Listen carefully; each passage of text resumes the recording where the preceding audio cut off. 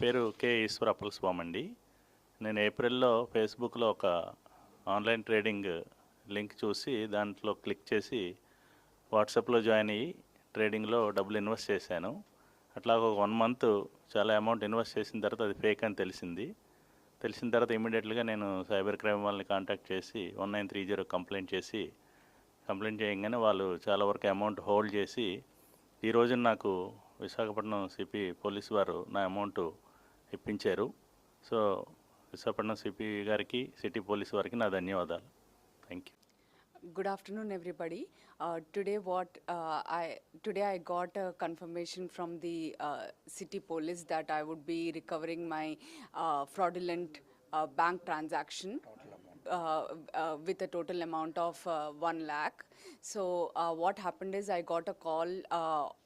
I got a message and I was asked to click on the link, and the message said that I have to link my PAN card number to the HDFC bank account.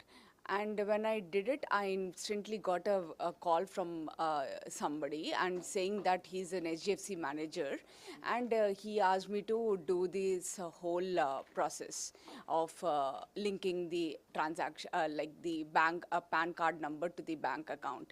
So when I logged in, I immediately sensed when there was some disturbance behind, I sensed something, so I immediately shut down the call. But I think he got the remote access and he fraudulently withdrew the whole amount which I had in my bank. I did not have any other amount other than 1 lakh in my bank account, and he completely vanished off in 5 seconds.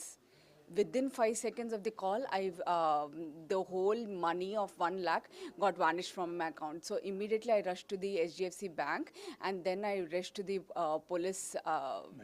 Mahila police station, cybercrime Mahila police station, and there the officials helped me, and they told me how to lodge a complaint, and they told me to keep patience and I would be recovered the amount, how much ever I have lost.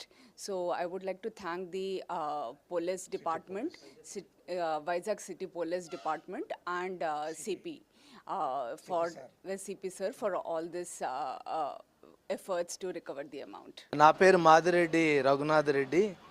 నేను చాలా రోజుల నుంచి online trading చేస్తూ ఉన్నాను జెరోదా మరి demat account నుంచి.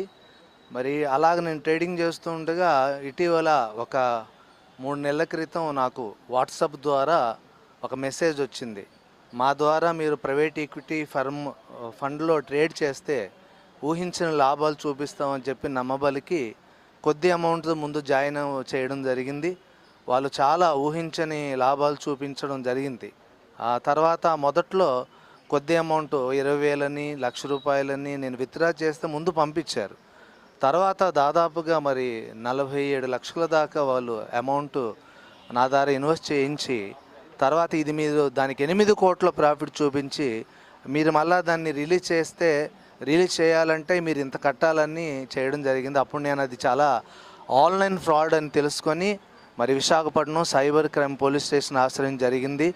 ఇక నా డబ్బులు రావు, దాని మీద నేను ఆశలు వదిలేసుకున్నాను. అప్పులు చేసి ఆ అమౌంట్ అంతా కూడా ఇన్వెస్ట్ చేయడం జరిగింది. ఇంకా రావని చాలా డిప్రెషన్లో ఉన్నప్పుడు సైబర్ క్రైమ్ భవానీ సార్ గారు నాకు ఫోన్లో చాలా మంచి కౌన్సిలింగ్ ఇచ్చి తప్పక మీ కంప్లైంట్ అయిందండి, మీ అమౌంట్ కూడా హోల్డ్ అవుతుందని చెప్పారు. మరి ఈ రోజున మరి కొత్త ప్రభుత్వం వచ్చిన వేళ విశేషమో లేకపోతే మన పోలీసు వాళ్ళ యొక్క చొరవ నిజంగా ఇంత త్వరగా నా అమౌంట్ హోల్డ్ అవుతుందని కానీ కోర్ట్ ఆర్డర్ ఇలా తెప్పిస్తారని కానీ ఊహించలేదు. చక్కగా మరి విశాఖ సిపి గారు కానీ పోలీస్ యంత్రాంగం కానీ ఇంత బాగా పనిచేయడం మాకు చాలా సంతోషంగా ఉంది. వారికి హృదయపూర్వకంగా కృతజ్ఞత అభినందనలు తెలియజేస్తున్నాను. Thank you very much. నా పేరు లావణ్య. ఈ ఫ్రాడ్ జరిగి నాకు ఇంచుమించు 2 years దగ్గర అవుతుంది. నేను ఇంత త్వరగా నాకు ఇంత రికవరీ అవుతుందని, కోర్ట్ ఆర్డర్స్ వస్తాయని అనుకోలేదు. అసలు ఏం జరిగిందంటే నాకు వాట్సాప్లో ఒక లింక్ వచ్చింది.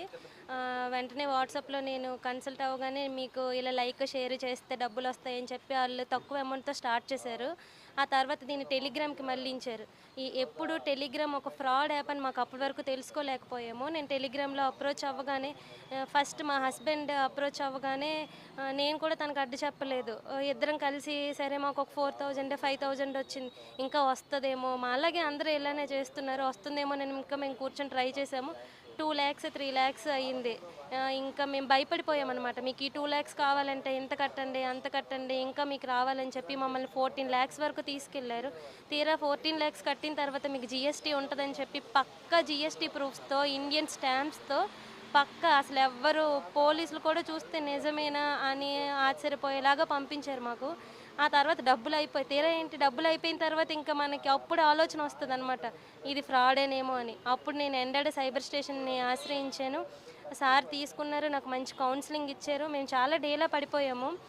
కానీ నాకు సడన్గా నిన్న కాల్ వచ్చి ఇలా కోర్ట్ ఆర్డర్స్ వచ్చాయనగానే నిజంగా గవర్నమెంట్ మారింది. ఈ పోలీసులు సిపి సార్, ఈ భవానీ ప్రసాద్ సార్, వీళ్ళందరూ ఈ పోలీస్ యంత్రాంగం అంతా మాకు అనుకూలంగా జరిగింది. ఇప్పుడు నా చేతుల్లో కోర్ట్ ఆర్డర్స్ ఉన్నాయి. Thanks for all the police department and CP sir, Bhavani Prasad sir. We really thankful to you sir.